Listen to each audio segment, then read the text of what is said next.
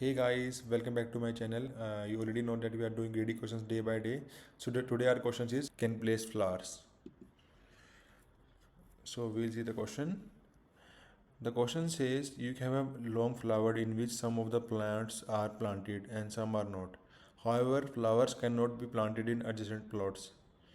Basically, the question says that we it gives our flowers, so but we can't. We should have checked whether the adjacents are empty or not. Then we can only place the flower at that plot.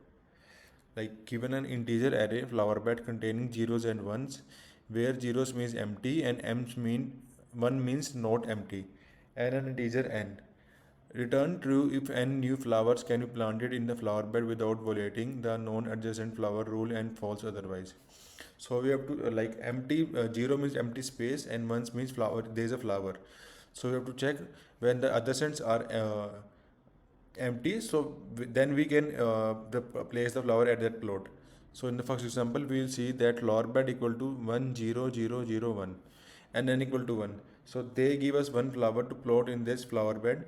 So we'll see at index 2, the left and right both are 0. So we can place the flower at index 2. In the second example, we'll see that flower bed equal to 1 0 0 0 1 n equal to 2.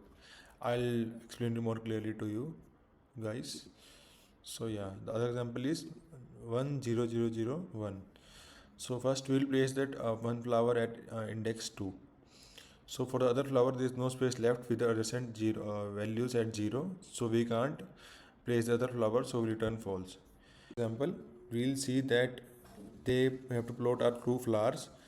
So first we can plot the flower at index 0 because we will assume that left index is also 0 value because there is no index before 0, and right is also 0, so we can place our flower at index 0, and other flower we can place on fourth index because left is a 0 value, and we'll assume that right is also a 0 value because there is no space after that, there is no index after that.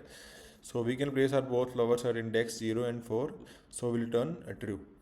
Yeah, so we'll write the code now. We have to make a array, we have to add 0 and first and last index because we have to check the case for 0 index and last index also. So we will make a new array, new flower bed. We will add 0 at starting plus the same array which is given to us, and plus we have to add one more from the last. And now we will start a loop here for I in range.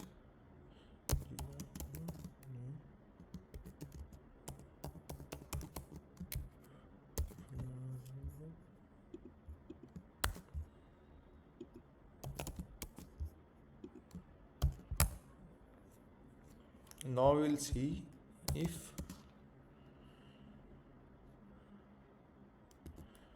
new flower bed I minus 1 equal to 0 and new flower bed I equal to 0, and we will start the loop from one index and end it at minus 1 to check the starting index and last index, and new flower bed I plus 1 equal to 0.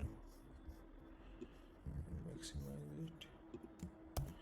If this is possible, so we'll add a count here to 0. So this is if the condition follows, so we'll add our count equal to 1.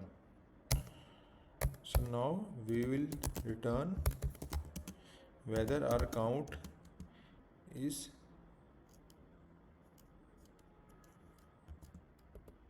greater than equal to n.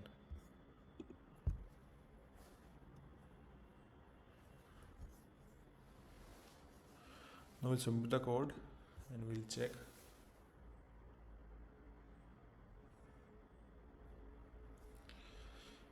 What didn't work?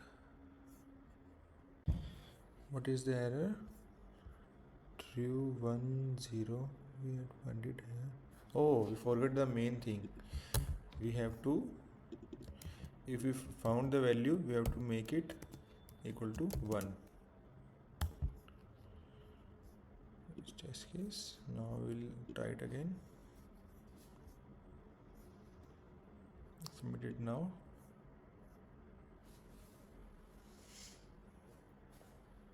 Yeah, it worked fine. So yeah, thanks for watching. Please like, subscribe and share, and stay tuned for next videos. Bye.